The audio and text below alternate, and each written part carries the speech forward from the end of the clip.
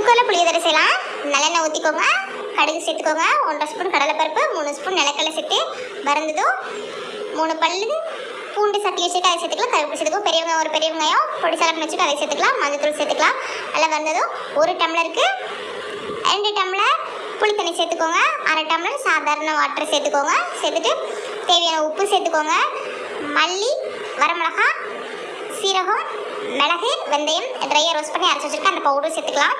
சேர்த்துட்டு நல்லா மிக்ஸ் பண்ணிடுங்க. கொதி வந்ததும் அரிசி சேர்த்து ஒரு 7-8 விசில் எடுத்தால் கமன்ட்டு நம்ம புளி சாதம் ரெடி ஆயிடுச்சு. மணிக்க செம்ம டேஸ்ட்டாக அருமையாக இருக்கும்.